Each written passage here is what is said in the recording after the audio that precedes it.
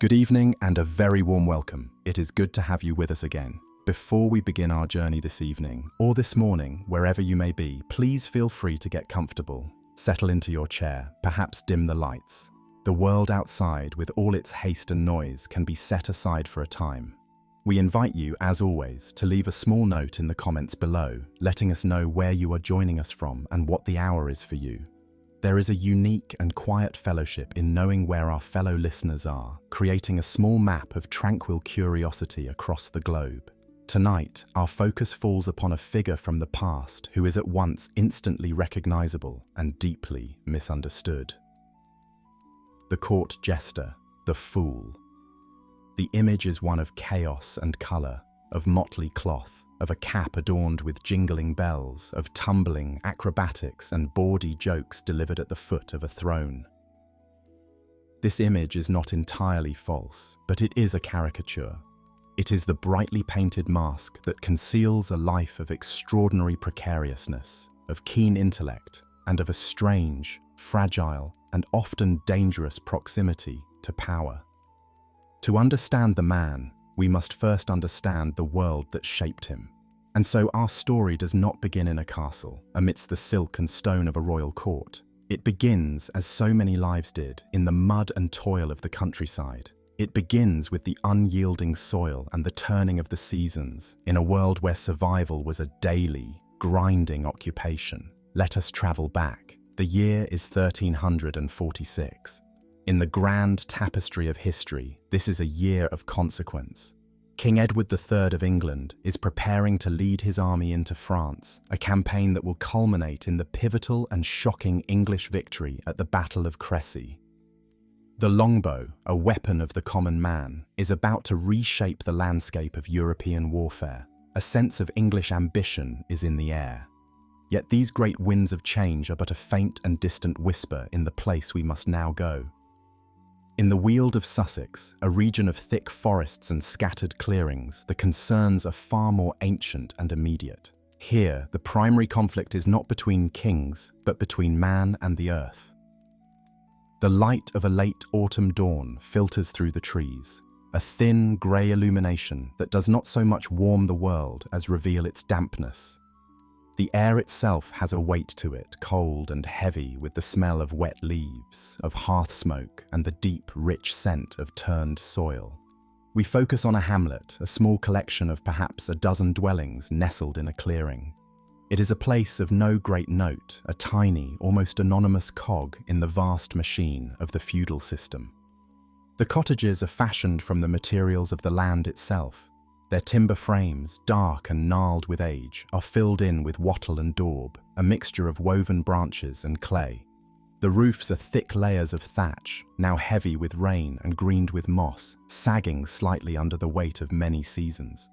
From simple holes in these roofs, thin tendrils of grey smoke ascend into the still air, the only immediate sign of the life stirring within. This is the world of the villain, the serf. A life tethered to the land not by love, but by law and obligation. The fields surrounding the hamlet, divided into long, narrow strips, are the center of this universe. They dictate the rhythms of life and death, of hunger, and, with luck, of sustenance. To be born here is to be born into a life of service to the lord of the manor, a man one might never see, but whose presence is felt in the work of every day, and the portion of every harvest that must be rendered unto him. Inside one of these humble dwellings, the world shrinks to a single, cramped room. The floor is of packed earth, cool and perpetually damp to the touch. The only light, beyond what little seeps through the cracks in the walls, comes from the glowing embers of a central fire pit. There are no windows of glass. A single opening is covered by a solid wooden shutter, now closed against the morning chill. The air within is thick, a combination of human sleep, the lingering scent of yesterday's meal, and the pervasive aroma of wood smoke that permeates every surface. On a simple pallet of straw in one corner, a man and woman are beginning to stir. In another, a young girl remains asleep. Seated on the edge of his own pallet is a boy of 16. His name is Pippin. He is of a slight build, sustained by a diet that provides energy for labor but little for excess. His frame is wiry, his hair a shock of pale straw yellow. His most defining feature, however, is his eyes. They are a clear, light grey, and they are seldom still. They possess an unnerving quality of attention. As he pulls on a pair of rough, homespun trousers, his gaze tracks the slow, deliberate journey of a spider spinning its web between a roof beam and a clay pot. He notes the way the smoke from the hearth eddies and curls around an invisible obstacle in the air, before finding its way to the smoke hole above.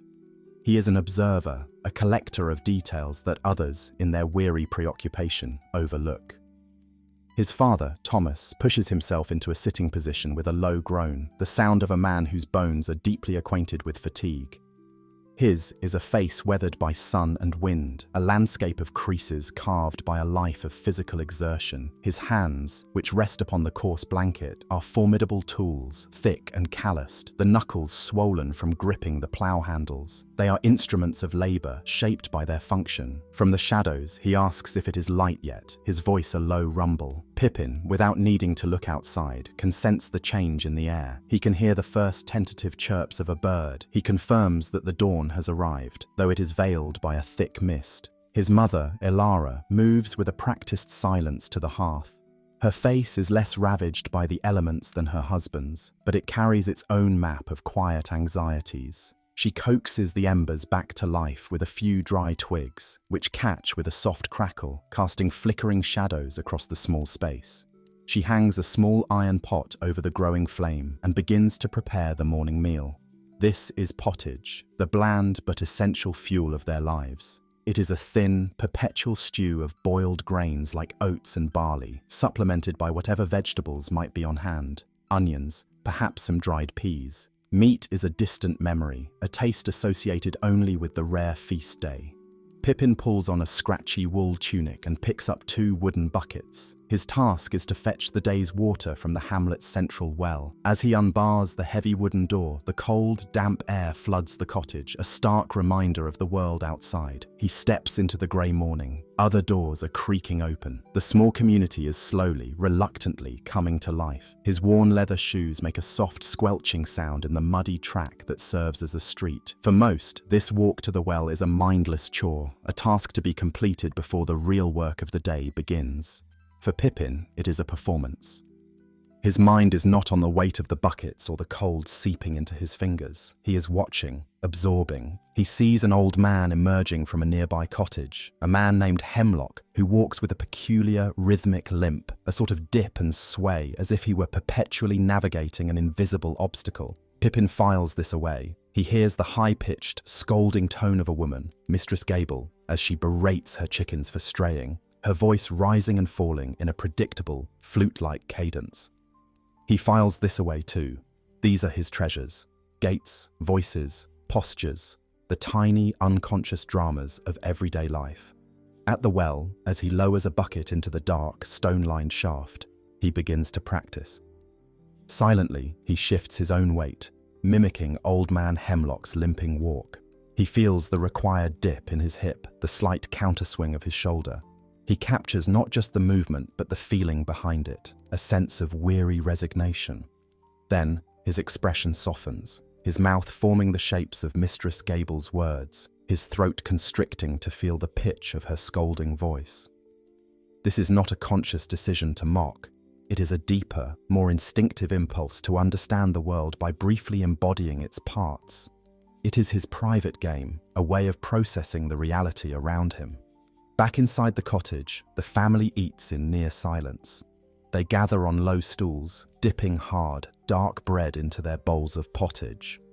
The silence is not one of anger or sadness, but of conservation. Energy is a precious commodity, and speech is reserved for what is necessary. Thomas, Pippin's father, eats with a methodical rhythm, his gaze fixed on the fire. His thoughts are already in the field, on the heavy, demanding work of ploughing the last strip of land before the ground freezes.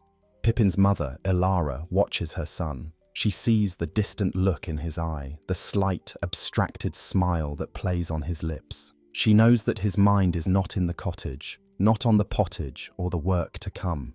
It is a look she has known since he was a small child, a sign that he is replaying some observation, polishing some private performance in the workshop of his mind. She gently reminds him to eat, that his strength will be needed. Later, in the vast, open field, the reality of that need becomes apparent. The mist has lifted, but the sky is a uniform, high ceiling of white cloud. The sun is a weak, pale disk providing light but no warmth. Thomas is at work, guiding the ard, a simple, heavy wooden plough as it cuts a shallow furrow through the dark, damp earth. He moves in concert with the family's single ox, a powerful, patient beast that leans into its yoke, its breath pluming in the cold air. The two are a single unit of labour, a living engine turning the soil. Pippin's role is to walk ahead of this unit. With a long stick, he breaks up the larger clods of earth and, most importantly, pries away any stones that lie in the plough's path. A large, unseen flint could easily snap the iron ploughshare, a catastrophic event for a family with no spare coin. The work is crucial but repetitive, leaving Pippin's mind ample space to roam. His eyes are supposed to be fixed on the ground before him, but his attention is easily snared. He becomes fascinated by a flock of rooks, their harsh, chattering calls from a nearby oak tree sounding like a boisterous council meeting. His gaze drifts to the bailiff, a man named Godfrey, who is observing the work from a distance. Godfrey is the local representative of the Lord's authority, a man of minor power, which he wears like a rich cloak. He stands with his chest puffed out and his chin held high, a posture of immense self-satisfaction. Pippin, while continuing his task of clearing the path, subtly adjusts his own posture. He puffs out his own thin chest, tucks in his chin, and takes a few steps, perfectly capturing the bailiff's pompous, self-important stride. It is a fleeting, private act of mimicry, a perfect little parody witnessed only by the indifferent rooks. A sharp call from his father snaps him back to the present.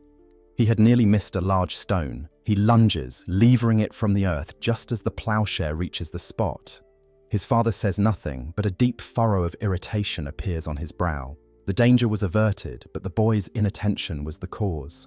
For Thomas, the world is a series of practical challenges to be overcome with diligence and hard work. For Pippin, it is a spectacle to be observed and reenacted. This fundamental difference in their natures is a quiet, constant source of friction between them.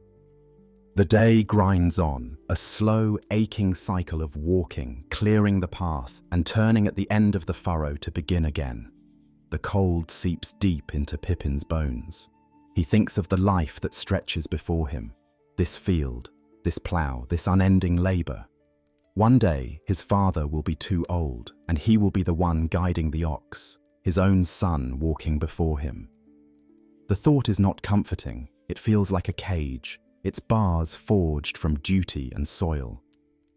During the brief midday rest, as they sit on a grassy ridge eating bread and cheese, the bailiff Godfrey approaches them. He comments that the work is slow, that the Lord's steward will be inspecting the field soon. His tone is laden with condescending authority. Thomas gives a curt, non-committal reply, knowing that any other response is useless. Godfrey's gaze falls on Pippin, who is idly tracing patterns in the dirt. The bailiff asks if the boy is simple, the word hanging in the air with casual cruelty. Thomas, his jaw tight, defends his son, claiming his mind is on the task.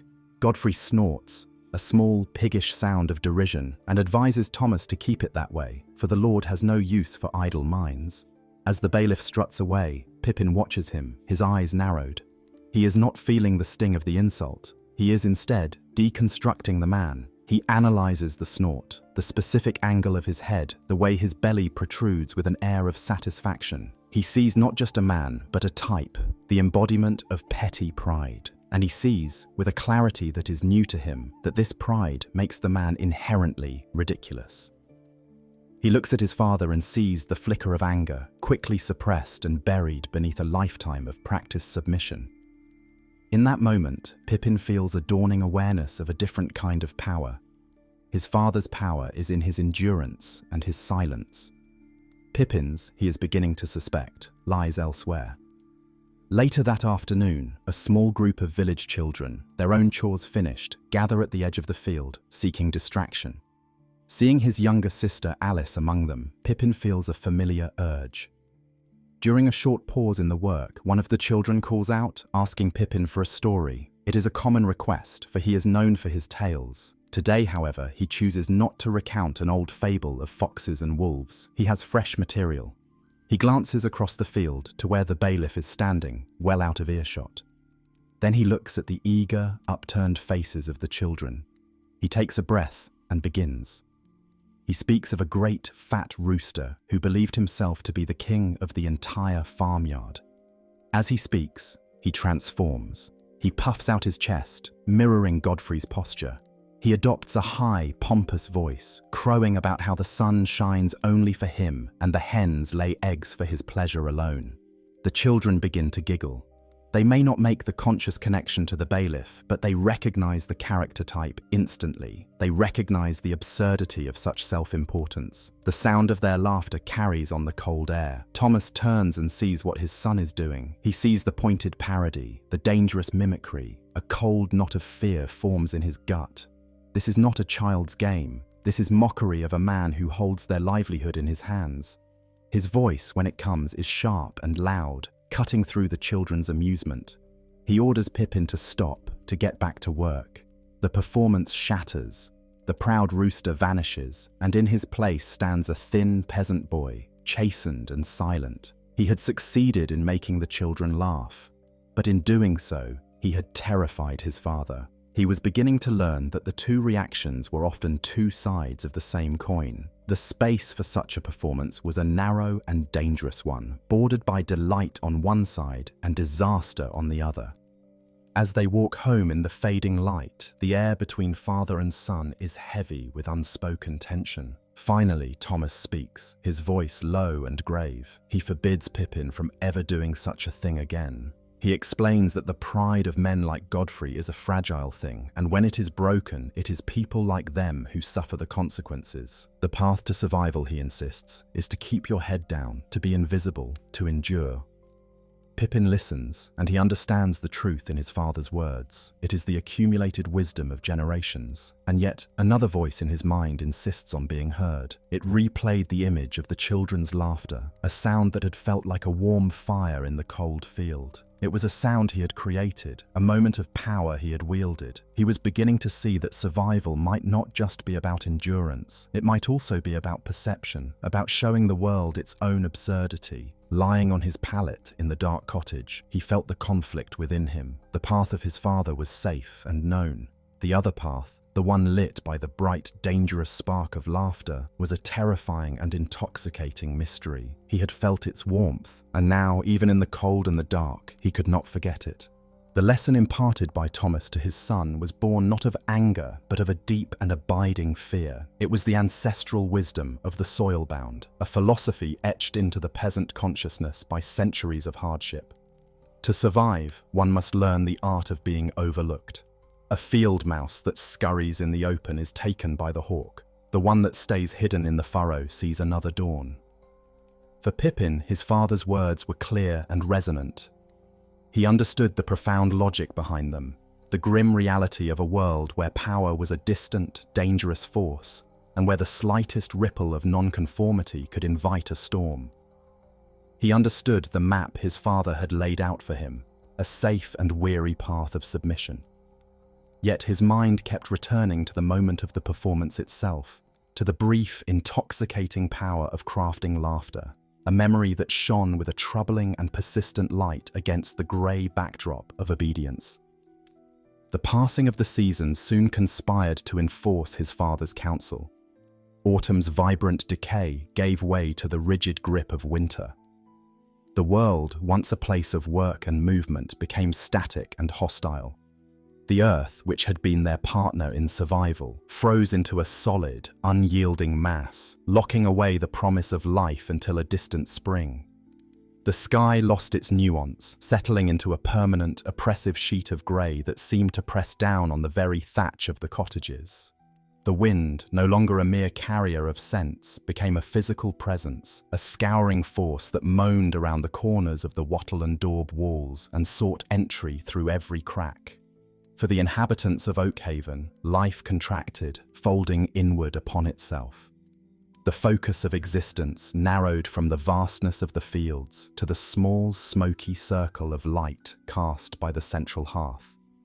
The days, growing ever shorter, were filled with the quiet, repetitive tasks of winter maintenance. For men like Thomas, it was a time for mending tools worn down by the harvest, for carefully repairing a leather harness, or for shaping a new handle for an axe from a piece of seasoned ash. For Ilara and the other women, the days were measured by the hypnotic rhythm of the drop spindle, the endless patient twisting of carded wool into thread, a motion that was as constant and necessary as breathing. It was a time of profound inactivity, of waiting for the world to turn. For Pippin, this enforced confinement became an unexpected and transformative period of study. The external world, now bleak and unchanging, offered little new material for his keen observational appetite. The cast of characters was limited to his immediate family. And so, he turned his gaze inward, into the vast and growing archive of his own memory. During the long, fire-lit hours, while his hands were occupied with the simple task of combing wool fibers or polishing a wooden bowl, his mind was intensely active. He would mentally replay the bailiff's pompous strut, not just recalling the image, but feeling the memory of the posture in his own muscles, subtly shifting his weight on his stool. He would silently form the words of an old woman's complaint, his lips and tongue mimicking the shapes of her speech, refining the pitch and cadence in the privacy of his thoughts. He was no longer a simple mimic. He was becoming a curator of human behavior. He deconstructed personalities into their component parts, a nervous tick, a boastful laugh, a gesture of false humility, and stored them away for future use. He was building a library of characters within himself, a troupe of players he could summon at will. To his father, this quiet intensity was a welcome sight. He saw a son who was at last obedient, his head bowed to his work, the dangerous spark of defiance seemingly extinguished. He could not see the silent, fervent rehearsals taking place behind the boy's placid and downcast eyes. Winter's midpoint was marked by the Feast of the Nativity. For the wider world, it was a time of deep religious significance, but for the people of Oak Haven, its meaning was more elemental. It signified the nadir of the year, the moment of deepest darkness and cold from which the sun would begin its slow, almost imperceptible climb back towards the warmth of spring. It was a pinprick of light in the long, dark tunnel of the season. By long-standing tradition, an act that was equal parts paternalistic generosity and a calculated reinforcement of the feudal order, the lord of the manor, Sir Giles Ashworth, would host a feast for his tenants. This was not a simple act of charity, it was a powerful piece of social theatre, a tangible demonstration of the unspoken contract. The Lord provided a measure of protection and sustenance, and in return, the tenants provided a lifetime of labour and unwavering loyalty. The summons was delivered by the bailiff, Godfrey, who moved from cottage to cottage with his usual air of self-importance, announcing that all tenants and their families were to present themselves at the manor's Great Hall on the day following the Christ Mass.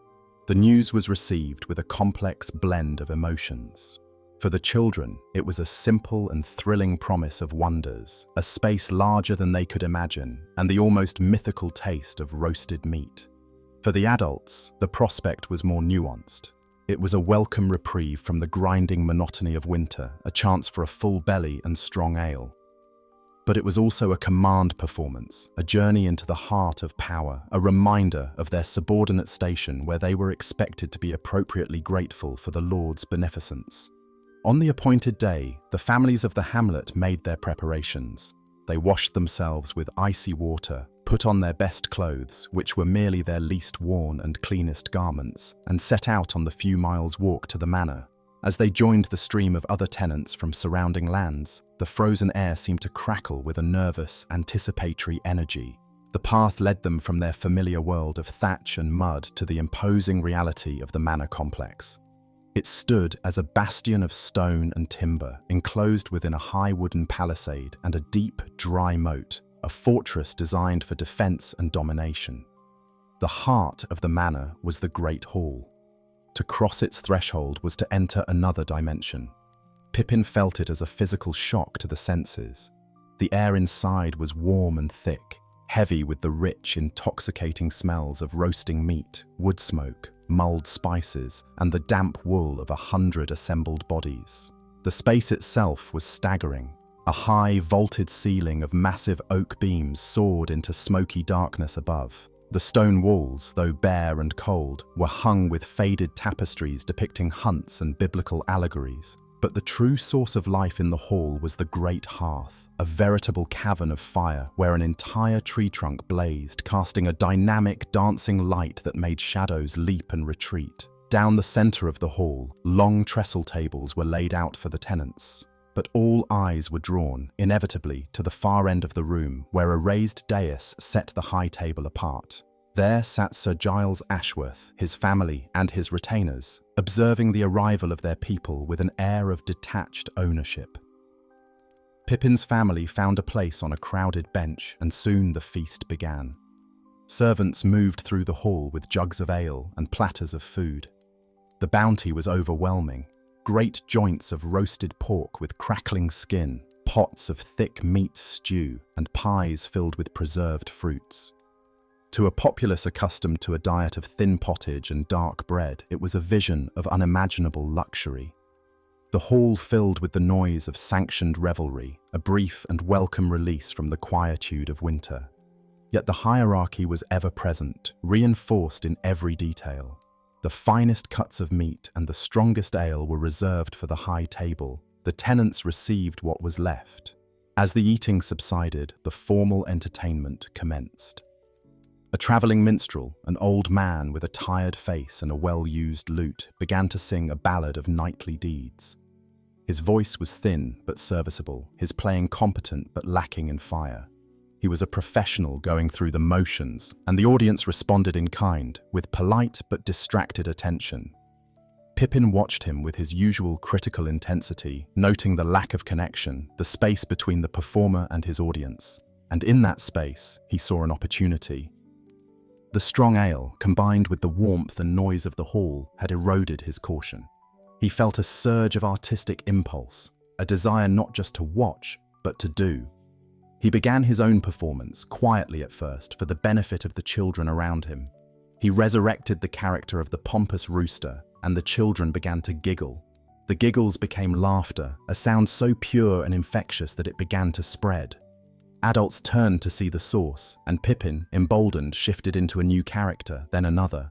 His stage expanded from the bench to the entire section of the hall. To be seen by all, he climbed atop the bench. His father, seeing this, was gripped by a visceral terror.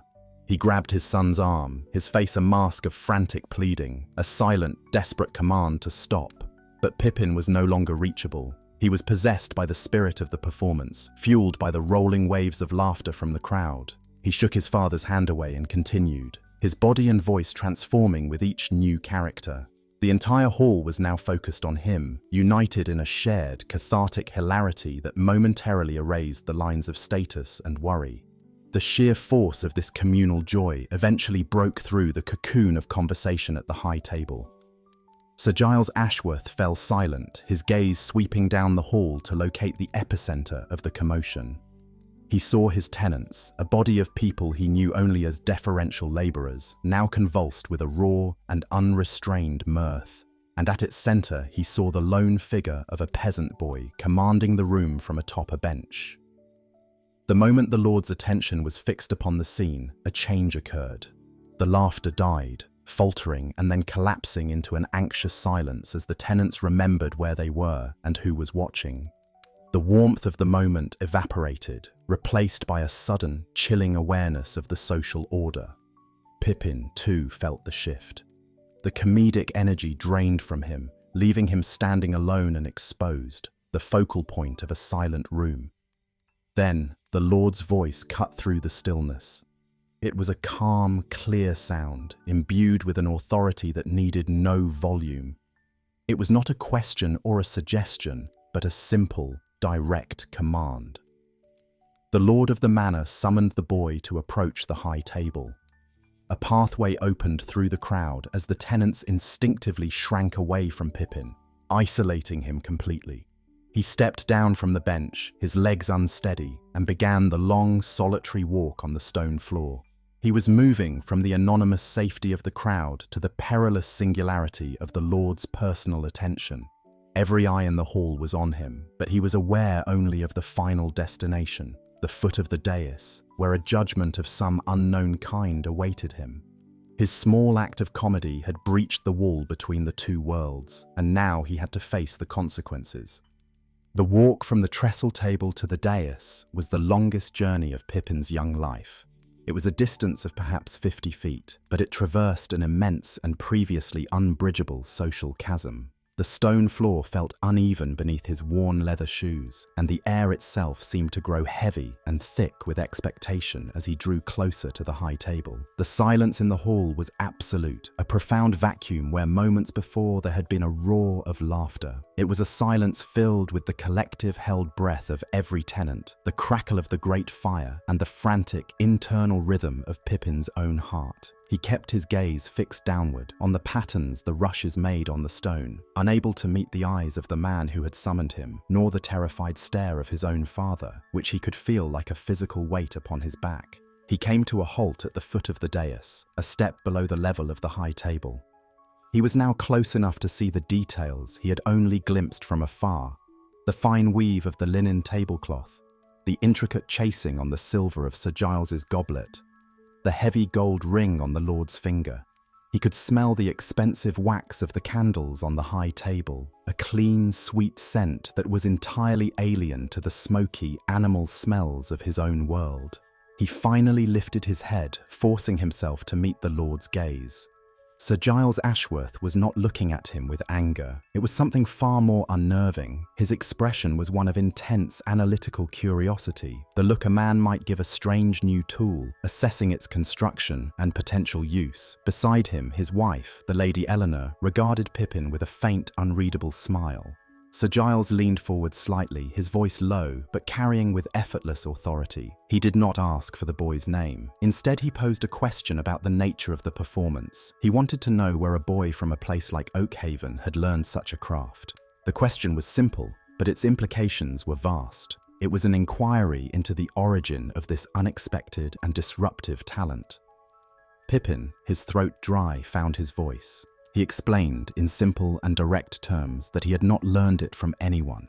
He told the Lord that he simply watched people. He watched how they walked, how they talked, how they stood when they were proud, and how they stooped when they were weary. He described, haltingly, how he would practice these observations in private, until he could feel them in his own body. He was attempting to describe an artistic process that he himself did not fully understand, an instinct that had always been a part of him. Sir Giles listened to this explanation without interruption, his gaze never wavering. When Pippin finished, a long moment of silence passed. The Lord then turned his gaze from Pippin to the assembled tenants who sat frozen at their tables. He then looked at the bailiff, Godfrey, who was standing near the wall, his face a mixture of confusion and anxiety. The Lord's next words were a command, addressed not to Pippin, but to the hall at large. He instructed Pippin to show him. He wanted a demonstration, here and now, in the cold, judgmental silence of the Lord's immediate presence. He specifically directed Pippin to show him the bailiff. A collective, barely audible gasp seemed to move through the hall. This was no longer a game. This was a test of a terrifyingly high order. To mimic a fellow peasant for the amusement of one's peers was one thing. To be commanded by the Lord to parody that Lord's own appointed officer in front of that officer was a trial of immense risk. Godfrey the bailiff turned a shade paler. He was caught in an impossible position. To object would be to defy his master. To remain silent was to consent to his own public humiliation. He chose silence, his face becoming a rigid mask. Pippin's mind raced. Fear, cold and sharp, pierced through the lingering haze of the ale. He understood the stakes completely. A poor performance could earn him a whipping for wasting the Lord's time. A performance deemed too accurate, too insulting, could earn him a far worse punishment for insolence. But refusal was not an option. He had been given a direct command. He took a deep breath, pushing down the fear and calling upon the vast library of observation he had so painstakingly compiled. He did not begin with the grand gesture. He started small. He subtly shifted his posture, allowing his belly to push forward slightly. He squared his shoulders and tucked in his chin, creating an immediate and recognizable silhouette of pomposity. He clasped his hands behind his back. He began to walk a few paces back and forth at the foot of the dais. It was not a walk. It was a strut. It was the walk of a man convinced of his own importance, a man whose every step confirmed his superiority over his surroundings. He did not speak, but he accompanied the walk with a series of small, critical grunts and sniffs as if he were inspecting a subpar piece of livestock. He paused, peered at a non-existent speck of dust on the floor, and snorted with derision, the exact piggish sound that Pippin had so carefully catalogued in the field. A nervous titter of laughter rippled from the high table. It was not the roaring communal laughter of the tenants, but a more refined, appreciative sound. Lady Eleanor hid a smile behind her hand. Even one of Sir Giles's stern-faced sons allowed a small grin to crack his composure. Down in the hall, the tenants remained silent, their eyes wide, watching this dangerous spectacle unfold.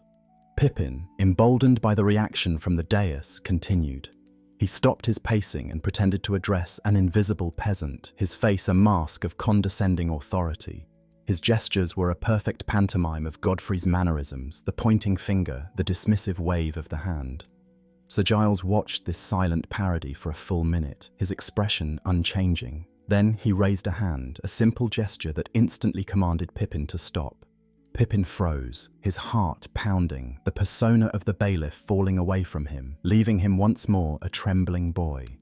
The Lord looked from Pippin to the real Godfrey, who was sweating visibly despite the hall's chill. Then Sir Giles Ashworth did something that no one in the hall expected.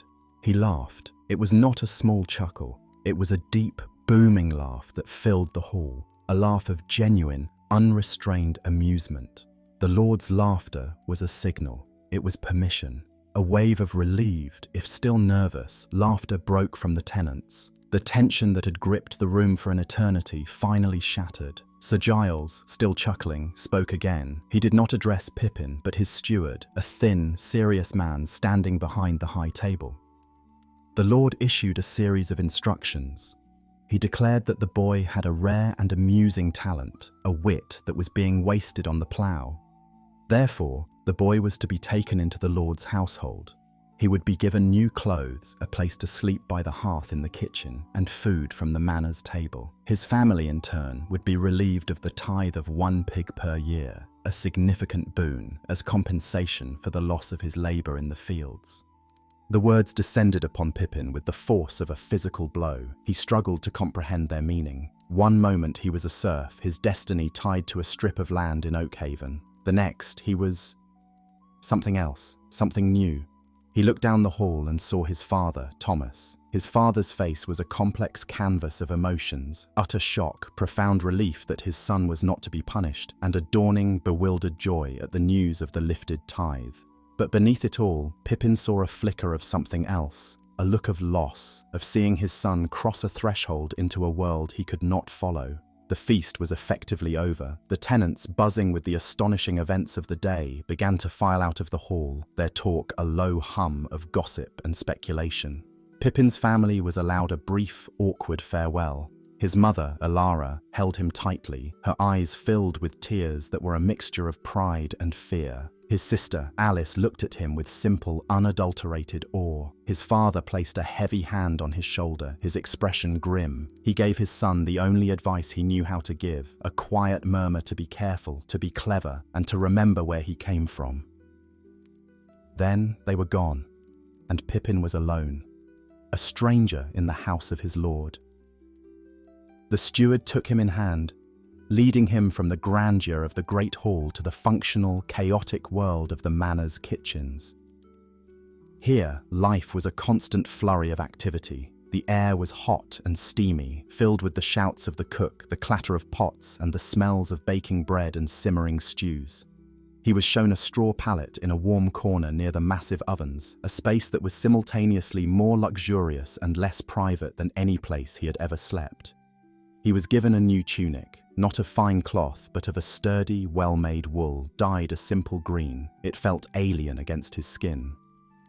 Later that evening, the steward brought him one final item. It was a leather collar. It was not a heavy, iron slave collar, but a simple band of worked leather, designed to be worn around the neck. Attached to it were 3 small brass bells. The steward explained its significance with brusque efficiency. This was now his uniform. It marked him as belonging to the household, but in a unique capacity. He was not a servant, not a soldier, not a craftsman. He was something other. The bells were a symbol of his new trade.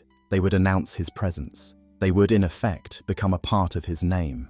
As Pippin fastened the collar around his neck, the small bells let out a faint, tinny jingle. The sound was strange, a light, frivolous noise in the serious, purposeful world of the manor. It was the sound of his new life. He was no longer Pippin of Oakhaven, son of Thomas the Ploughman. He had been given a new identity, forged in a moment of laughter and confirmed by the whim of a powerful man. He was now, for all intents and purposes, the Lord's fool. He had escaped the future of the furrow and the plough, but he had exchanged a life of predictable hardship for one of profound uncertainty, a life to be lived on the precarious stage he had inadvertently built for himself. The collar felt both like a prize and a leash.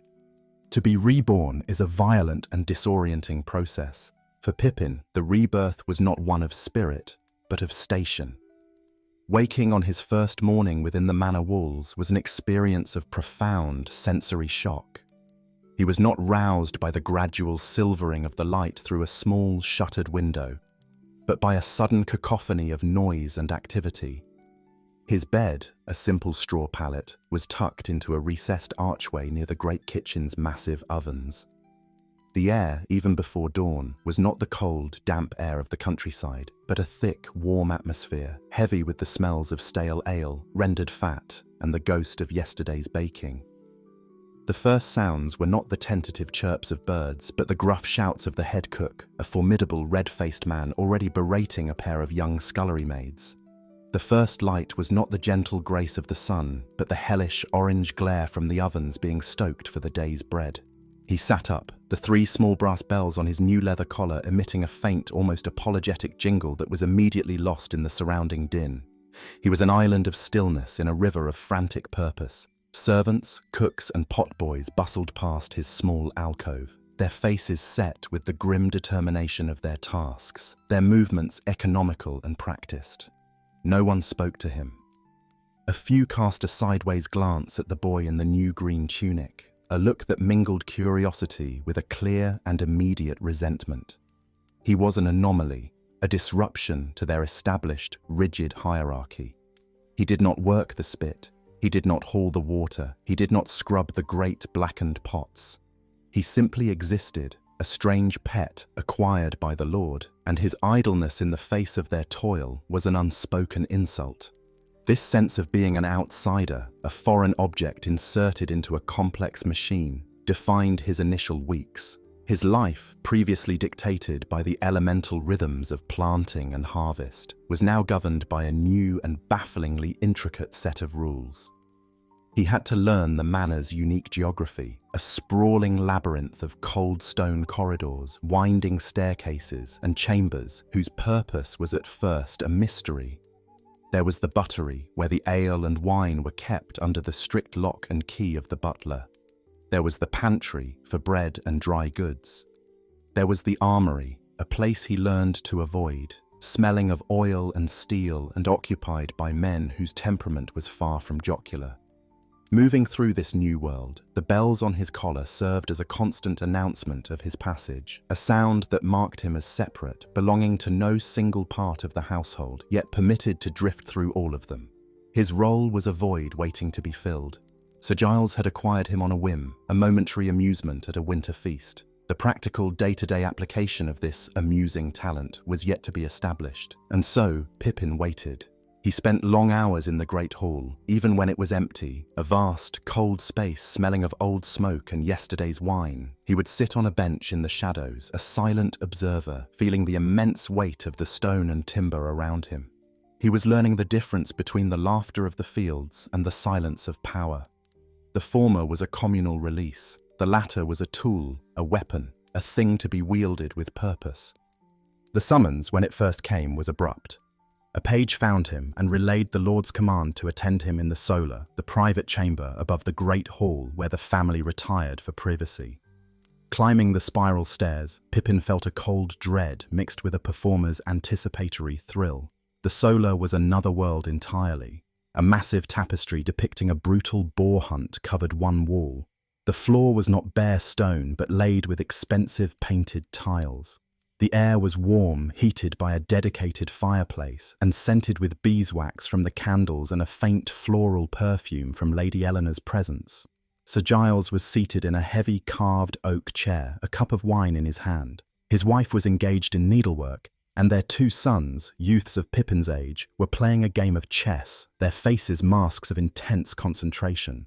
The Lord's instruction was deceptively simple. He did not ask for a story or a tumbling act. He gestured with his cup towards the general life of the manor and commanded Pippin to show him something amusing. It was a test. Pippin understood instantly that the broad physical comedy that had captivated the tenants would not suffice here. This was a sophisticated, even jaded audience. He needed to be clever. His mind raced through his catalogue of recent observations. He settled on the character of the head cook, the tyrant of the kitchens. He did not announce his subject. He simply began to move. He puffed out his chest and his cheeks, his hands on his hips, and surveyed the luxurious solar as if it were his kitchen, finding fault in every corner. He picked an imaginary piece of lint from the tapestry with a look of profound disgust. He sniffed the air near the fireplace and wrinkled his nose, as if detecting a poorly seasoned stew. He then began to issue a silent, furious tirade at an invisible scullery maid, his face turning a blotchy red, his mouth forming exaggerated shapes of culinary fury.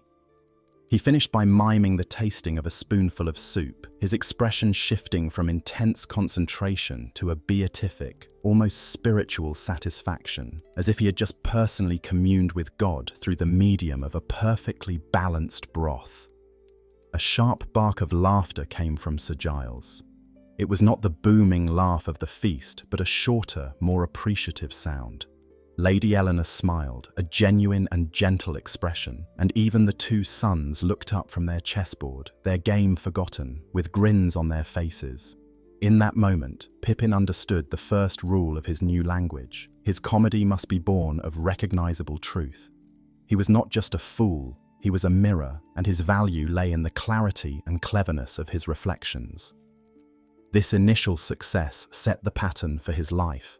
His performances became a regular, if unpredictable, feature of the manor's evenings. He learned to study his environment with the focus of a predator. He was a hunter of vanities, a collector of affectations. His primary targets became the men of Sir Giles's immediate circle, the household knights and retainers. He studied Sir Reynold, a warrior of considerable renown, who possessed a deep and abiding love for the sound of his own voice, especially when recounting his own exploits. Pippin observed the way Sir Reynold would stroke his magnificent beard as he spoke, the way he would lean back in his chair, projecting his voice to fill the hall, ensuring no one could miss the tale of his latest triumph. One evening, when called upon, Pippin decided to deploy this observation. He stood before the hearth, struck a pose of heroic contemplation, and began to stroke an imaginary, yet magnificent, beard. Without a word, he launched into a pantomime. He fought a heroic battle against a fearsome enemy, which his gestures made clear was a small, angry goose that had accosted him near the stables. He portrayed the epic struggle, the feints and parries, the final, triumphant vanquishing of the fowl, culminating in a pose of immense, self-satisfied pride. The hall erupted.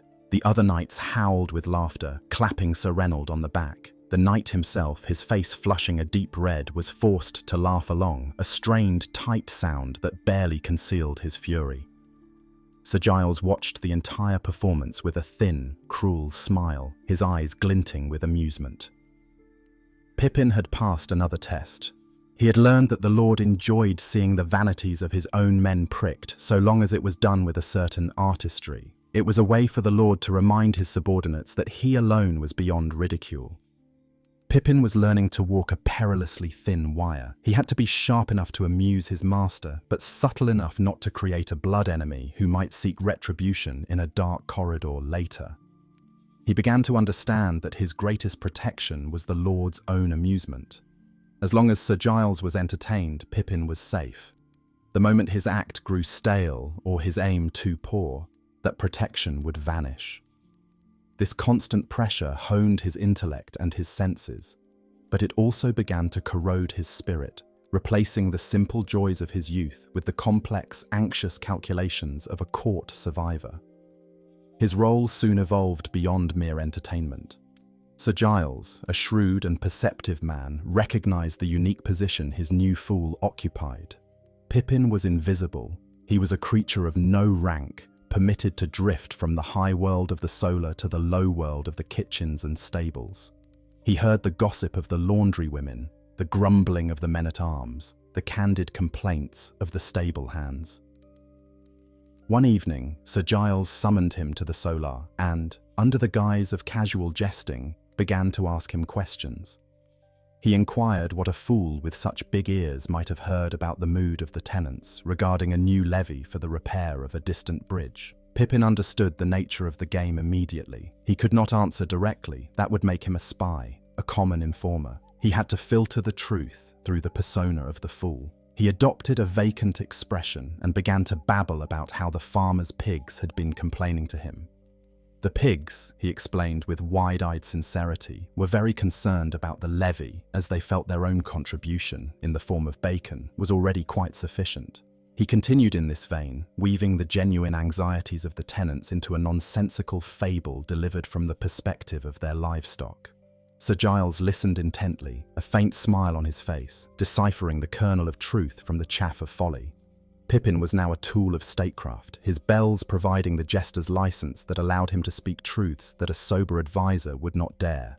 This dual existence created a profound sense of isolation. When he saw his father delivering grain to the manor's storehouse, a vast gulf separated them.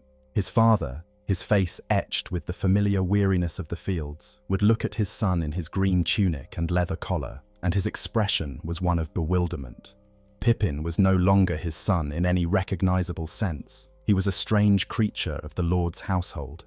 Pippin, in turn, looked at his father's calloused hands and felt a pang of longing for the simple, unambiguous reality of that life. A life where fear was of the weather and the harvest, not the subtle shift in a powerful man's mood. His only true respite came from an unexpected source, the Lady Eleanor. While her husband demanded wit and satire, she seemed to value something quieter. She would sometimes seek Pippin out, asking not for a jest but for a story from his childhood. In these moments, he would put aside the sharp-edged tools of the parodist and reach back for the old fables, the tales of cunning foxes and foolish wolves. The bells on his collar seemed to jingle more softly then. Speaking to her, he was not the Lord's fool, but simply a boy telling a story, and the quiet, thoughtful attention she gave him was a balm to his perpetually anxious mind. He was becoming fluent in the complex language of his new position. He knew how to use mimicry as a weapon, gossip as a tool, and silence as a shield. He understood that the collar around his neck was both a symbol of his unique privilege and the very chain that bound him to this precarious life. He had escaped the future of the furrow, but he was now ploughing a far more dangerous field, one where the harvest was laughter and the cost of a single misstep was terrifyingly high. The world of the manor was a closed system, a microcosm with its own celestial mechanics. The sun that governed its days was not the great orb in the sky, but the moods and intentions of Sir Giles Ashworth. The seasons were marked not by the harvest, but by the turning of political tides, the arrival of messengers bearing coiled parchments sealed with unfamiliar wax, and the carefully orchestrated visits of allies and rivals. Pippin, severed from the primal, agricultural clock of his youth, had become a creature of this new, more complex temporality. He had learned to read its signs, to feel the subtle shifts in atmospheric pressure that preceded an important event. And in the late spring, when the scent of hawthorn and damp earth filled the air, the pressure within the manor walls began to rise to an unprecedented level. The news arrived not with a shout, but a whisper, a current of anxious energy that flowed from the gatehouse to the kitchens, from the stables to the solar. A rider bearing the crest of Sir Roger Mortimer, a baron of the turbulent Welsh marches, had been spotted.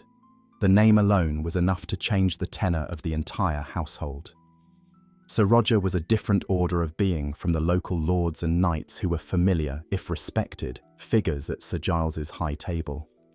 He was a creature of the wider world, a man who had stood in the king's presence, whose castles guarded the fractious borderlands, and whose allegiances were a matter of national, not merely local consequence. His impending arrival was not a social call. It was an inspection, an evaluation, a meeting of two spheres of power. The manor began to transform under the weight of this expectation. A frantic energy, usually reserved for preparations against a siege, now gripped the staff. Every surface was scrubbed with a new intensity. Cobwebs that had been tolerated for months were now attacked with furious purpose. The finest tapestries, usually kept in cedar chests, were brought out and hung, their colours seeming shockingly vibrant in the great hall. The men-at-arms polished their helms and leather jacks until they shone, their usual gruff camaraderie replaced by a tense, nervous silence. Sir Giles himself was a storm cloud of concentrated energy, striding through his domain, his eyes missing no detail, his voice sharp and clipped as he issued 100 small commands to his steward. He was a man preparing his fortress not for an attack, but for a judgment. When the cavalcade finally arrived, it was an awesome and intimidating spectacle. It was not the small, functional retinue of a local knight, but a column of some 30 men, their steel caps and spear points glinting in the afternoon sun. At their head rode the Baron, and the banner that flew above him was not a simple, homespun device, but a magnificent piece of embroidered silk depicting a black hawk, wings outstretched, on a field of silver. As they clattered into the bailey, the sound of their war horses on the cobblestones was a declaration of might. Sir Roger Mortimer dismounted with a fluid, economical grace. He was, as the rumours had suggested, a man of intimidating presence. Lean and whip-thin where Sir Giles was ruddy and substantial, his face was a pale, emotionless canvas, dominated by eyes the colour of a winter sea. He moved with a predator's contained energy, his gaze sweeping across the welcoming party, the state of the walls, the quality of the men-at-arms, in a single, comprehensive act of appraisal.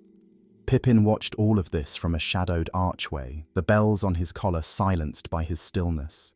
He saw the carefully constructed bonhomie of his master, Sir Giles, and the cold, formal courtesy of the Baron. He saw two powerful men sizing each other up, their polite words a thin veneer over a complex negotiation of status. And then, from the throng of the Baron's retinue, another figure emerged, and the world, for Pippin, seemed to narrow to this single individual. It was the Baron's fool. His name, Pippin would later learn, was Malvo. He was short and squat, with the large head and shambling gait of one whose mind had not grown in step with his body. He was clothed in a costume of shocking vibrancy, a doublet and hose of alternating crimson and saffron yellow, a colour scheme so garish it seemed to assault the eyes. On his head was a coxcomb cap, also hung with bells, larger and louder than Pippin's own. He wore a wide, perpetual and utterly vacant grin. Pippin felt a complex and deeply unsettling cocktail of emotions. There was pity, yes, but it was quickly superseded by a sharp professional disdain. He, Pippin, was a fool by wit, by craft, by intellect. His green tunic was a uniform, not a costume. His role was a product of his mind. This man, Malvo, was a fool by nature, an accident of birth. His role was not to create comedy, but to be comedy. He was a prop, a human curiosity, and Pippin saw in his vacant grin and gaudy attire a debasement of the very art form he was trying to master. He felt an immediate instinctive rivalry, a desire to prove the superiority of his own subtle craft over this crude spectacle. This desire was mingled with a cold sliver of fear. He saw in Malvo the dark potential of his own station, the fool as a mere object, a pet stripped of all agency. The first evening meal in the great hall was a tense and formal affair. The Baron and his men occupied the centre of the high table, their dark, functional clothing and hard-bitten expressions a stark contrast to the more relaxed, colourful attire of Sir Giles's household knights. Malvo was given a place on the floor near his master's feet, where he gnawed on a bone thrown to him by a squire, much like a favoured hound. The casualness of the act, the acceptance of it by all at the high table, sent a chill through Pippin. At one point, one of Sir Roger's knights, a man with a brutish, scarred face, called Malvo over and began a game that consisted of flicking wine into the fool's eyes, to the coarse laughter of his companions. Malvo, blinking away the stinging liquid, continued to grin, not understanding the malice, only that he was, as always, the centre of attention. Pippin watched from his customary corner, his food untouched. He felt a rising tide of disgust, but also a dawning, terrifying clarity. This was the audience he had to please. Their humor was cruel, simple, and loud. The subtle parodies he had perfected for Sir Giles's court would be like whispering a poem in a hurricane. His master's eyes found him across the hall, and the look was clear, a silent command. You will perform, and you will succeed. The honor of the house, in this strange and specific way, rested on his narrow shoulders. The following night, the command was made explicit. After the tables had been mostly cleared, Sir Giles, his voice a little too loud in the expectant silence, called Pippin forward. Pippin rose, his heart a cold, tight knot in his chest. He walked to the open space before the dais, his bells a delicate, almost fearful sound against the backdrop of Malvo's occasional loud guffaws. Sir Roger Mortimer leaned back in his chair, peeling an apple with a small, sharp knife, his attention seemingly elsewhere, an attitude of profound indifference that was more intimidating than any direct stare. Pippin knew he could not afford to fail. He needed a subject. The Baron was unthinkable. He settled on his squire, the ambitious youth who was a pale imitation of his master. He began the performance, drawing himself up, affecting the squire's exaggerated gravity, his pompous stride. He pantomimed the young man's life, a silent drama of trying to appear more important than he was. He sternly inspected the weave of a tapestry. He issued a solemn, silent rebuke to a shadow on the wall. He attempted to capture the precise, almost comical seriousness of the young man's demeanor. The result was a profound and terrifying silence. A few of Sir Giles's men, familiar with Pippin's style, offered weak, supportive chuckles, but they died quickly in the vacuum of the hall's indifference. The Baron's men watched him with blank, uncomprehending expressions. They were men of the sword, of direct action. This subtle, observational humor was a foreign language to them. Sir Roger himself hadn't even looked up from his apple. Pippin could feel the performance dying, the energy draining out of the room, leaving him exposed and foolish under the torchlight. He felt a hot flush of shame and panic. He risked a glance at his master. Sir Giles's face was a stony mask, but his eyes were narrowed, and Pippin saw in them a flicker of dangerous disappointment. In that moment of pure, cold terror, his desperate gaze swept the hall and landed on Malvo. The natural fool was sitting on the floor, clapping his hands together in a simple rhythm, his grin as wide and vacant as ever. And like a drowning man grasping for a piece of driftwood, a vile and brilliant idea took hold of Pippin. It was a betrayal of everything he believed his art to be, but it was also, he knew with a sickening certainty, a lifeline. The shift was galvanic. One moment he was the pompous squire, the next he was a different creature entirely. He let his spine collapse into a slump, his shoulders rounding forward. His face went slack, his jaw dropping, his tongue lolling slightly at the corner of his mouth as he perfectly replicated Malvo's vacant grin. He began to move, not with the squire's stiff purpose, but with a clumsy, shambling gait, his feet dragging in the rushes. He looked around the hall with an expression of wide-eyed, idiotic wonder. He tripped over his own feet, falling to the floor with a comical yelp. He then saw a discarded bread roll, and with the intense focus of a child discovering a new toy, he began to chase it on his hands and knees, emitting small, happy grunts. The first laugh was a single, sharp bark from the scarred knight who had tormented Malvo earlier. It was followed by a roar, a tidal wave of coarse, brutal, explosive laughter that shook the very rafters of the hall. The Baron's men were convulsed, pointing, stamping their feet, tears of mirth streaming down their rugged faces. This, they understood. This was a language they knew. The spectacle of the clever fool humiliating the witless one was the peak of comedy. Pippin had found their level. He continued the performance, driven by a dark, self-hating energy. He crawled over to the house dog and began to have a one-sided conversation with it in a series of nonsensical babbles and clicks. He tried to put his own foot in his mouth and failed spectacularly. Each new act of debasement was met with a fresh gale of laughter. Sir Giles was laughing loudest of all, a booming, relieved sound that declared victory. Even Sir Roger Mortimer had finally put down his apple and his knife, a thin, cruel smile playing on his lips. He was amused. The hawk was pleased. In the midst of the uproar, Pippin, still on his hands and knees, looked up. He saw the ecstasy of cruel humor on the faces of his audience. He saw the immense satisfaction on his master's face. And then his gaze found Malvo. The natural fool was no longer grinning. His face was a portrait of pure, desolate confusion. He did not understand the performance, but he understood the laughter. He felt its direction, its sharp and pointed nature. His grin had collapsed, his lower lip trembled, and two large, slow tears welled in his eyes and began to trace paths through the grime on his cheeks. He emitted a low, whimpering sound like a beaten dog. The sight pierced Pippin's soul. The laughter in the hall became a deafening, monstrous roar in his ears. He had succeeded. He had saved his master's honor. He had won the day. But in doing so, he had taken his own sharpest tool, his wit, and used it as a bludgeon against the most defenseless person in the room. He had become one of them. He had become the brute with the wine, the laughing, pointing knight. A wave of acidic self-loathing, so intense it was physically nauseating, washed over him.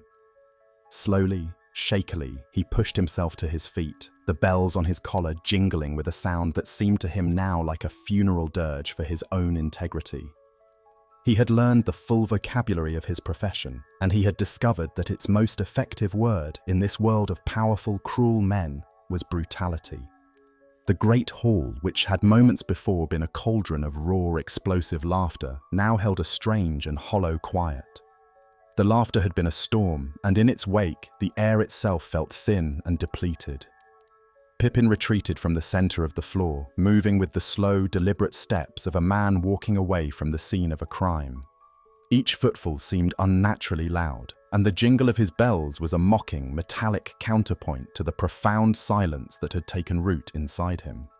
He found his way to his accustomed stool in the shadows near the great hearth, a place that had once been a vantage point, but now felt like a hiding place. The heat from the glowing embers washed over his face, but it could not touch the deep, internal chill that had settled in his marrow. He had never felt so utterly, irrevocably alone. The dynamics of the household, a complex web of fear, respect, and resentment, had been rewoven in an instant. The servants who had once regarded him with a wary envy now looked at him with something akin to genuine fear.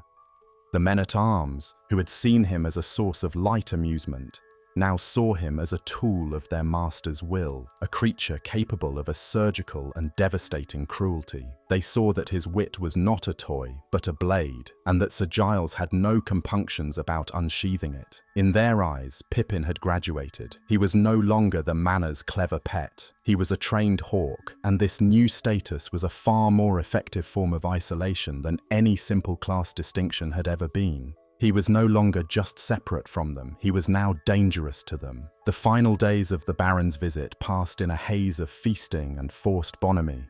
Pippin was not called upon to perform again. His one brutal exhibition had been sufficient. It had been the decisive blow in the unspoken contest of lordly prestige. Sir Giles, basking in the glow of his social victory, treated Pippin with a new and unsettling level of proprietary pride. He would clap him on the shoulder in full view of the court, referring to him as "my sharp-fanged fool" or "my little hornet," his voice booming with satisfaction. Each public display of affection felt to Pippin like the tightening of a leash, a praise for the very act that had eviscerated his sense of self-worth. He learned to accept this praise with a bowed head and a numb expression, his face becoming a well-practiced mask of humble gratitude, a performance more demanding than any parody he had ever staged. But behind the mask, in the quiet solitude of his own mind, he was trapped in a tormenting loop. Sleep offered little respite. The moment he closed his eyes, the image would return, projected onto the dark screen of his inner vision. Malvo's face, the grin collapsing like a building, the eyes clouding with a pure, uncomprehending hurt. The memory was relentless. He would lie on his straw pallet in the relative quiet of the sleeping kitchens, the air thick with the smell of cold ovens and spilled yeast, and feel a shame so potent it was a physical malady. It was a sour, burning sensation in his stomach, a tightness in his chest that made breathing a conscious effort.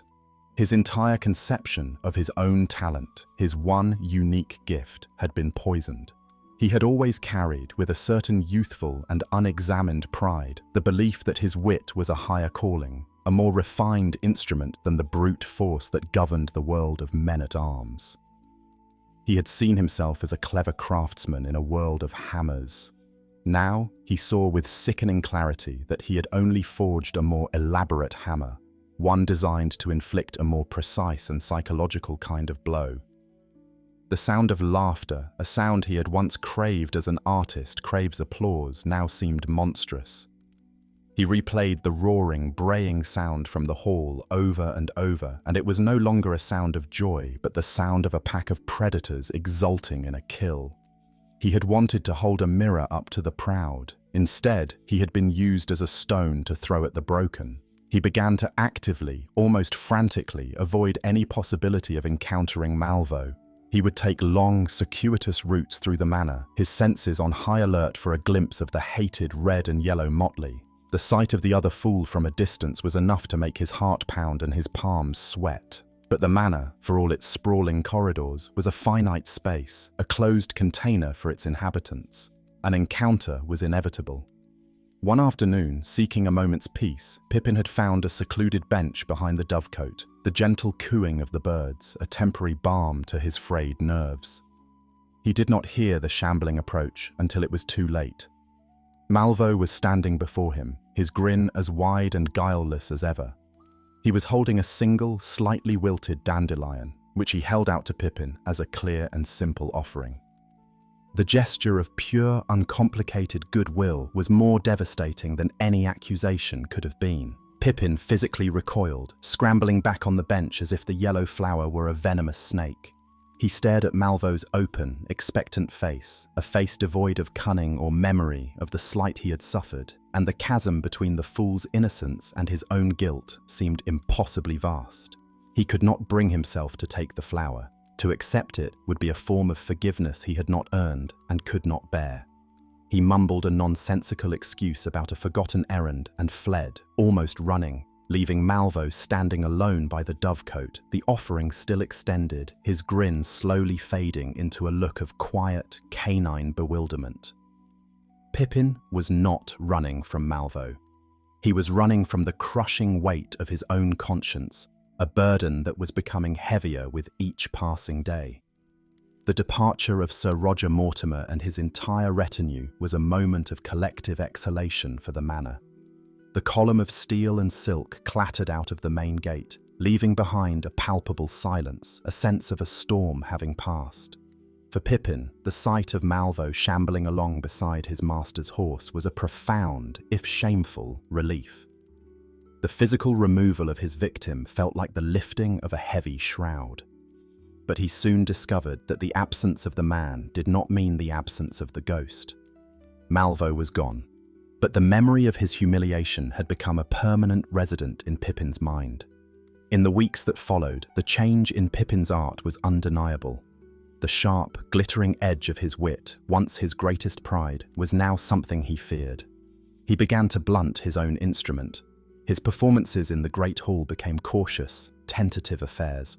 He shied away from the specific, biting parodies of individuals that had been his signature. Instead, he fell back on generalized, archetypal characters that could offend no one. The miserly merchant from a distant land, the braggart soldier from a generic war, the vain lady from a fictional court. His acts were technically proficient, constructed with the skill he had honed over the past year, but they lacked the vital spark of genuine risk. They were safe, and they were, as a result, far less compelling. Sir Giles, a man of sharp appetites, noticed the decline immediately. The laughter at the high table became polite rather than explosive. The Lord's own chuckles became rarer.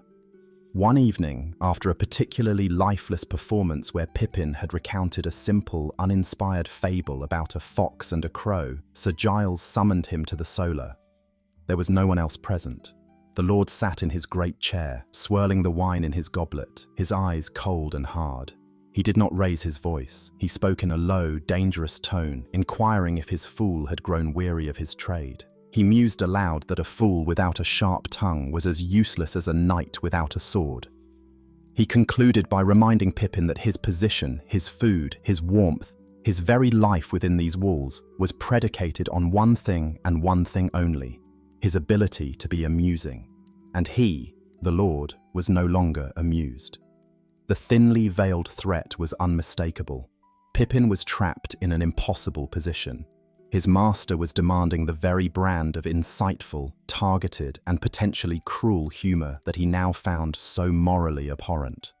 To refuse to continue on his safe and bland path was to risk being cast out, thrown back into a world for which he was no longer fit, a world that would have no use for a boy with soft hands and a collar of bells. But to comply, to once again sharpen his wit and aim it as his master directed, was to surrender what little remained of his own moral compass, to fully become the creature he had so briefly and horribly embodied. An unexpected lifeline appeared from the one corner of the court where cruelty was not a currency. The Lady Eleanor, a woman of quiet perception, had also observed the change in Pippin. But where her husband saw a failure of wit, she saw the symptoms of a wounded spirit. She saw the new, haunted look in the boy's eyes, the way his shoulders were perpetually tensed, the way the jingle of his bells seemed to have lost its lightness. She began to summon him to her private chambers more and more frequently, often during the long afternoons when Sir Giles was out overseeing his lands or engaged in the violent pleasures of the hunt. And in the sun-drenched quiet of her solar, surrounded by her ladies-in-waiting and the scent of herbs and beeswax, she made a different demand on his talent. She did not ask for jests, she asked for stories. This became his sanctuary, his confessional. Here, he was not required to be the fool, he was allowed to be the storyteller. He began by recounting the old tales of his childhood, the simple fables his mother had told him. But soon, fueled by his own inner turmoil, he began to create new ones. His fables were intricate, melancholic allegories, populated by animals who wrestled with the burdens of their gifts. He told the story of a nightingale whose song was so beautiful it could make the other birds weep, but who was commanded by the eagle to sing a song that would make them laugh, and found he could only do so by mocking the clumsy croak of the frog. He spun a tale of a clever spider whose webs were works of art, but who, to please the Wasp King, wove a web so strong and sticky it trapped not just flies, but the gentle, harmless ladybugs as well, their struggles providing a brief, cruel amusement. Lady Eleanor and her ladies would listen to these stories with a quiet, rapt attention. They understood on some level that these were not just tales about animals, they were dispatches from the boy's own internal war. Lady Eleanor never spoke of the underlying meaning, never broke the fragile code of the allegory, but her steady, compassionate gaze was a form of acknowledgement, a silent communion that offered a measure of solace.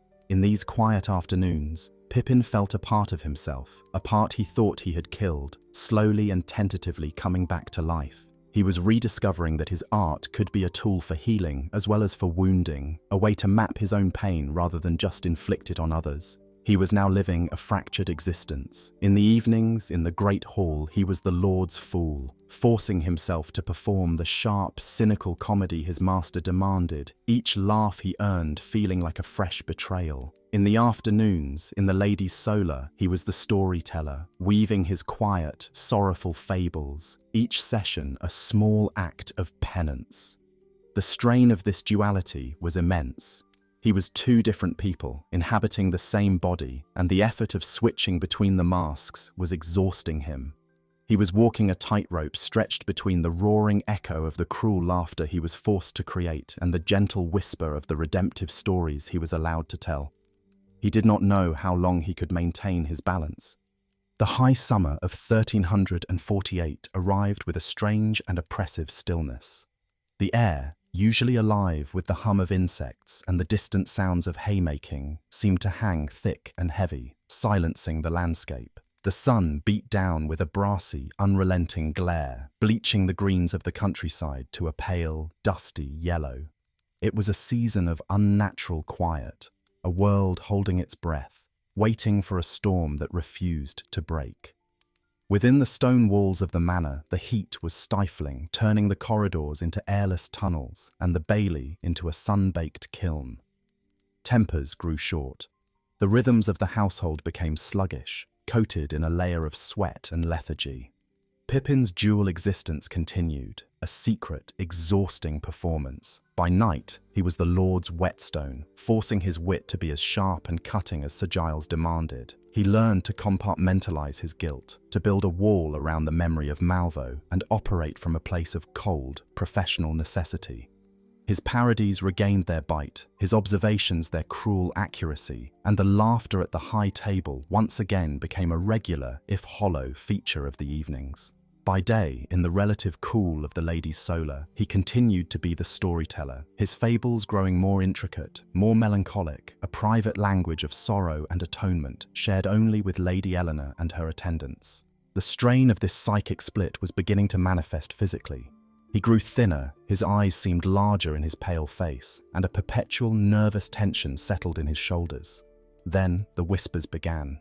They arrived not on the lips of an official messenger, but with a travelling friar, a man whose face was grey with fatigue and a terror that seemed deeper than mere road weariness.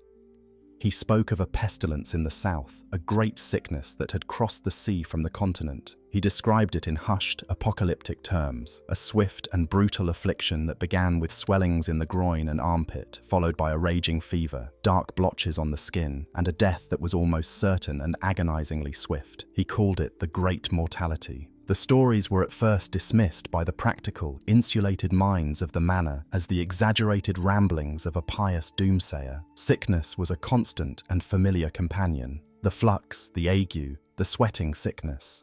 But this sounded like something else, a punishment of biblical proportions. But the whispers were persistent, carried by every traveller, every merchant, every pilgrim who sought shelter at the manor. The stories grew more numerous, more specific, more local. A village 10 leagues to the south was said to have been entirely wiped out. A monastery, once a bustling centre of prayer and commerce, was now silent, its gates barred, its fields untended. The abstract horror began to acquire a terrifyingly real geography. The pestilence was not a distant rumour. It was a creeping, invisible tide, and it was moving north. A new kind of fear, different from the fear of battle or famine, began to seep into the manor. It was a fear of the unseen, the untouchable. It was a fear of one's own neighbour, of a shared cup, of the very air one breathed. Sir Giles reacted with the only methods he knew: command and control. He ordered the manor gates to be barred to all outsiders. No new visitors were to be admitted for any reason. The world outside the palisade was now officially declared unclean. He put the men-at-arms on a war footing, not against a visible enemy, but against a phantom. Within its stone shell, the manor became an island, convinced it could ride out the coming flood. Life inside this sealed container became strange and claustrophobic. The same faces were seen day after day. The same conversations were had. The fear, with nowhere to go, began to curdle the atmosphere. The Lord's demands for entertainment grew more frequent, more insistent. Laughter, in the face of this encroaching dread, was no longer a luxury. It was a desperate necessity, a way to ward off the encroaching darkness. Pippin's role became more crucial than ever. He was the court physician for the soul, tasked with dosing the household with mirth to keep the sickness of fear at bay. The pressure on him was immense. And then the pestilence breached the walls. It did not arrive with a sick traveller hammering on the gate, but silently, insidiously, in a way no one could have predicted. It began with one of the kitchen maids, a young girl named Rose. She complained one morning of a headache and a deep weariness. By evening, she was consumed by a raging fever, her body shivering uncontrollably on her pallet. The next day, the telltale signs appeared, the hard, painful swellings, the buboes in her neck and under her arm. The dark blotches, the tokens of God, bloomed across her skin. Panic, stark and absolute, ripped through the servants' quarters. The girl was shunned, left alone in a small, isolated storeroom, a plate of food left outside her door as if feeding a caged and rabid animal. No one would go near her. The priest, Father Michael, whose duty it was to administer the last rites, stood at a safe distance from the door and shouted his prayers, his face pale with terror. Rose died 2 days later, her passing marked only by the sudden silence from behind the door. Her death broke the dam of denial. The plague was not outside the walls. It was inside. It was among them. The fragile social order of the manor began to disintegrate. 2 of the men-at-arms, defying the Lord's orders, deserted their posts in the middle of the night, climbing the palisade and fleeing into the blighted countryside, choosing the unknown dangers outside over the known terror within. The kitchens, once a place of bustling order, became a place of whispered accusations and fear-crazed suspicion. A cough, a sneeze, a moment of weariness, all were now seen as potential death sentences. And then, the Lady Eleanor fell ill. The diagnosis was swift and certain. The fever, the chills, the agonizing appearance of a swelling under her arm. The sickness had leapt from the scullery to the solar, proving that it had no respect for rank or stone walls. The reaction in the manor was one of utter devastation. Lady Eleanor was the heart of the household, a source of quiet grace and stability. Her affliction seemed to signal the end of all hope. Sir Giles was shattered. The powerful, commanding lord, the man who had faced down barons and bent his world to his will, was rendered helpless by an invisible enemy attacking his own wife. He retreated into a state of stunned, agonized paralysis, locking himself in his chambers, refusing to see anyone. The household was now leaderless, adrift in a sea of terror. The physicians who were consulted could offer nothing but useless and contradictory advice. Bleedings, purges, the burning of acrid herbs to cleanse the air. Lady Eleanor was moved to her bed, her ladies-in-waiting, terrified but loyal, tending to her as best they could. Pippin was adrift, his purpose had vanished. There was no one to entertain. The great hall was silent, the high table empty. Laughter was a forgotten language. The 2 halves of his life had been obliterated. The lord who demanded jests was broken by grief, and the lady who asked for stories was lost in the delirium of the fever. He wandered the now haunted corridors of the manor, the jingle of his bells a lonely, absurd sound in the oppressive silence. He was a creature of the court, and the court had ceased to exist. One afternoon, drawn by a force he didn't understand, he went to the solar. Lady Eleanor's ladies sat weeping in a corner, their faces masks of despair. He stood in the doorway of the bedchamber. The air was thick with the smell of sickness and vinegar-soaked cloths. Lady Eleanor lay on the great bed, her skin flushed, her breathing shallow and ragged. She was muttering incoherently, her mind lost in the furnace of the fever. He watched her for a long time. This was the woman who had offered him a quiet kindness, who had seen the boy behind the fool's mask, who had given him a sanctuary for his art and his conscience. And she was dying. In that moment, something inside him shifted. The fear that had paralyzed the entire manor, the fear he himself felt, was eclipsed by a different, more powerful emotion, a profound, aching sense of loyalty and a desperate, irrational desire to act. He did not know what to do. He was not a physician, he was not a priest, he was a fool. What could a fool do in the face of the great mortality? He thought of the stories he had told her, the tales of cunning and magic. But there was no magic here, only the brutal physical reality of the disease. He looked at her delirious, tormented state, and a thought came to him. A fool's thought, born not of medicine, but of his own unique craft. He could not cure her body, but perhaps he could soothe her mind. He entered the room. The ladies-in-waiting looked up, startled, but were too lost in their own grief to stop him. He knelt by the side of the great bed. He took her hand, which was burning with fever. It was a shocking, intimate act that crossed a dozen social boundaries. He leaned in close, his voice low and steady, and he began to speak. He did not tell her a fable. He did not tell her a story of animals. He began to tell her the story of her own life, as he had observed it. He spoke of her skill with a needle, the way she could command a garden, the precise way she tilted her head when listening to music. He described her kindness to a clumsy servant, her patience with her sons, the quiet authority with which she managed the vast and complex household. He used the tools of his trade, the detailed observation, the precise recall of gesture and tone, not for parody, but for tribute. He held up a mirror to her, not a distorted one for laughter, but a clear one, to show her the image of herself, to remind her spirit of who she was, in the hope that it might find a way back from the fevered wilderness in which it was lost. He spoke for hours. His voice grew hoarse. He did not know if she could hear him. He did not know if he was speaking to her, or to himself, or to God. He was simply performing the only act of service he knew how to give, a desperate, hopeless, and utterly sincere offering from a fool to his lady. The bells on his collar were silent. He was no longer the lord's fool or the lady's storyteller. He was just Pippin, a boy from a forgotten hamlet trying to use his voice to hold back the dark. The temporal world, with its measured hours and predictable routines, had dissolved. For Pippin, kneeling on the cold stone floor of the lady's bedchamber, there was only the eternal, flickering present of the sick room. The vast, fearful silence of the manor beyond the heavy oak door ceased to hold any meaning. His universe had contracted to the dimensions of the great canopied bed, a world defined by the faint, sweet, and terrifying scent of the pestilence, the sharp tang of vinegar-soaked cloths, and the constant, guttering light of the bedside candles that threw his own hunched shadow against the tapestries like a monstrous, praying gargoyle. His voice, which for years had been a tool for performance and public effect, became an instrument of private, desperate service. He spoke not for an audience, but for a single, flickering consciousness lost in the wilderness of fever.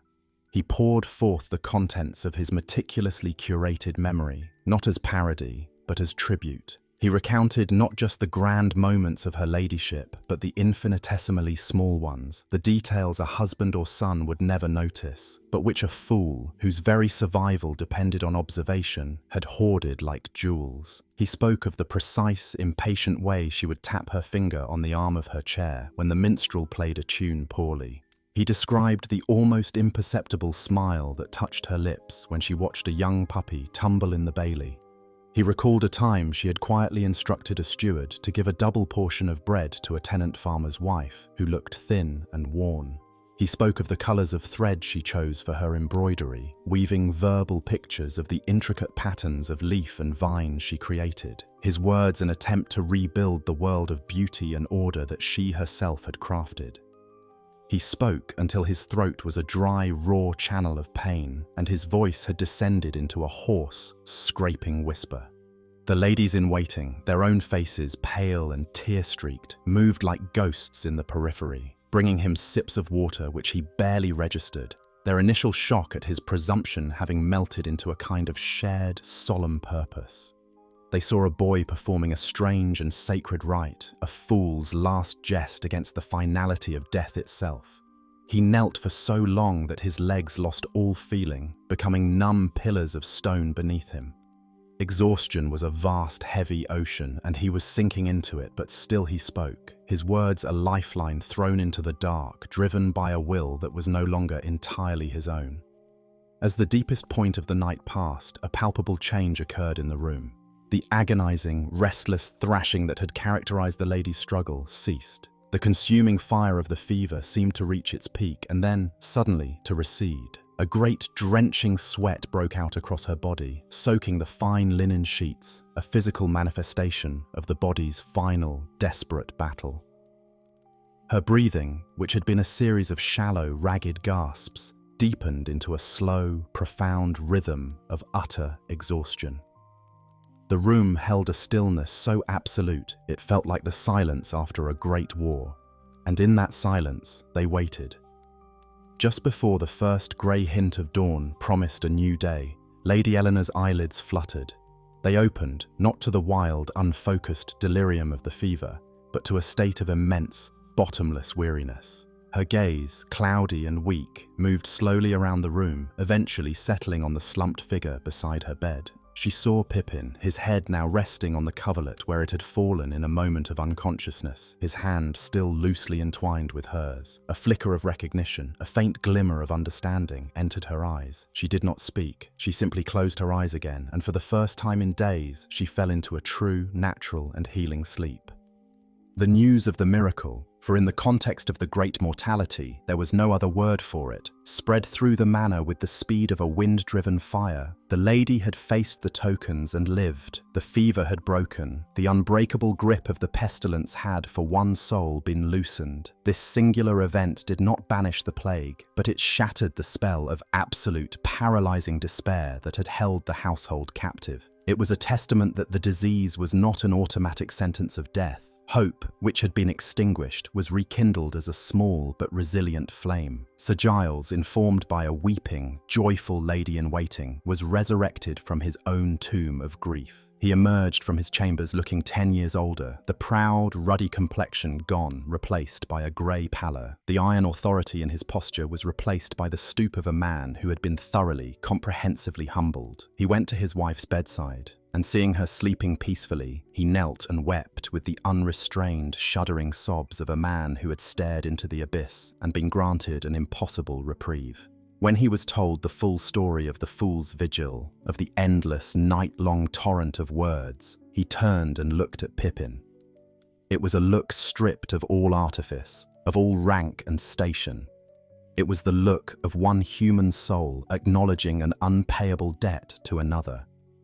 In the slow, cautious days of Lady Eleanor's recovery, the social fabric of the manor, torn asunder by the plague, began to knit itself back together, but into a new and different pattern. The shared trauma had acted as a great leveler. Pippin found his own place in this new order, utterly transformed.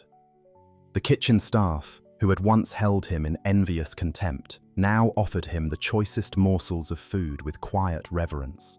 The hardened men-at-arms, who had seen him as a creature of jests and mockery, now gave him solemn, respectful nods as he passed. He was no longer the clever fool or the lord's pet. He was the boy who had shown courage when all others, from the priest to the lord himself, had been incapacitated by fear. His strange, verbal medicine was already becoming the stuff of household legend, a story that would be told for generations. He had finally earned a place that was not contingent on his wit or his collar, but on a fundamental act of devotion. And yet, as he walked the familiar corridors, now greeted with smiles and deference, he felt a profound and growing sense of dislocation. He had, in a sense, won the ultimate prize this world could offer: security, respect, and the eternal gratitude of his lord and lady. But it felt like a destination he was no longer seeking. He would find himself on the battlements, looking out not at a blighted and terrifying landscape, but at a wide, open world. The manor walls, which had once represented the pinnacle of his ambitions, a fortress of safety and status, now felt confining. He had been a player on this small, intense stage for years, learning its every nuance, its every secret rule. But the plague had shown him a larger drama, a world of profound suffering and unexpected grace that made the petty rivalries and vanities of the court seem like a child's game. The cage was now comfortable, even gilded with honor, but he was acutely aware that it was still a cage. His decision crystallized during a slow walk with Lady Eleanor in the walled garden, her first proper outing since the illness. Leaning on his arm for support, her steps still frail, she possessed a new serenity, a quiet wisdom forged in the crucible of her ordeal. She stopped by a trellis of late-blooming roses and, turning to him, thanked him again for his vigil. She told him, her voice low but clear, that in the deepest, darkest moments of the fever, she had heard his voice. It had been, she said, a thread of sound in an ocean of terrifying silence, and she had followed it back to the light. Summoning all his courage, Pippin told her what was in his heart. He explained, his voice quiet but steady, that he could not stay. He could not go back to the life he had lived before, could not return to being the sharp-tongued performer his master would eventually demand. He spoke of a deep-seated need to see the world beyond the manor's horizon, to take the stories and jests he had gathered and offer them not in service to a single patron, but to the wide, suffering world of common folk. He was asking for more than just permission to leave. He was asking for his life, for the freedom to own his own soul. Lady Eleanor listened, her gaze calm and deeply perceptive. She showed no surprise, no disappointment. It was as if she had already understood what he was only now finding the words to say. When he finished, she smiled, a faint, sad, but beautiful smile. She told him that a bird who has been shown the sky cannot be content to sing in a cage, no matter how safe its perch may be. Her words were not just acceptance, they were a blessing.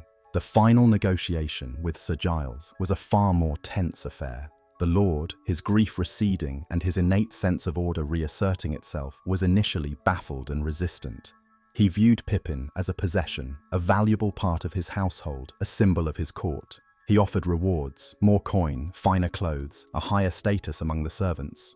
But Pippin, with a quiet and respectful firmness that would have been unthinkable a year ago, refused them all. He stood before the man who owned him, not as a serf or a fool, but as an individual with a will of his own. Sir Giles, looking into the boy's clear, unwavering eyes, saw that the frightened, eager-to-please peasant he had taken in was gone forever. He saw the man who had faced death alongside his wife. And remembering the immensity of his debt, the lord of the manor finally, reluctantly conceded. On a crisp autumn morning, under a sky of brilliant, aching blue, Pippin stood in the bailey for the last time. He was given a traveller's gear, a warm wool cloak, a new pair of sturdy boots, a small, heavy purse of silver. His final act was to remove the leather collar. He undid the buckle, the worn leather cool against his fingers. He held it in his hand for a moment, the 3 small brass bells giving one last, faint jingle. It was the sound of his entire life at the manor, the sound of his triumphs and his deepest shames. He handed it to the steward, and as he did so, he felt a profound lightness, the feeling of a weight, both physical and spiritual, being lifted from his shoulders. His neck felt strangely bare. The farewells were a study in contrast. He bowed low to Sir Giles, who gave him a curt, formal nod, the lord's discomfort with this new, unstructured relationship still palpable. He then turned to Lady Eleanor, who waited for him near the now open gate. She did not offer him her hand to kiss, a gesture that would have reinforced the old hierarchy. Instead, in a move that stunned the onlookers, she reached out and placed her hands on his shoulders, looking at him directly, her eyes filled with a deep maternal affection. She told him that his art had saved her life and that he must now use it to tend to his own. He turned and walked through the great stone archway of the gatehouse, out into the wider world. He did not look back. The path led him past the familiar fields of Oakhaven, where the rhythm of the harvest was underway, a timeless cycle of labor that seemed both alien and achingly familiar. He was no longer the boy who had fled this life. He was a man forged in the fires of a strange and privileged servitude, a man who had known both the cruelty of a baron's court and the desperate intimacy of a deathbed vigil. He was 17 years old, a traveller with a handful of silver and a head full of stories. He was walking into a world scoured and remade by plague, a world teeming with sorrow, but also with the fierce, resilient business of living. He had no title, no master, and no destination. He was not the Lord's fool. He was not the lady's hero. He was just Pippin. And as he walked toward the horizon, the sun warming his face, he knew, with a certainty that was both terrifying and utterly glorious, that it was enough.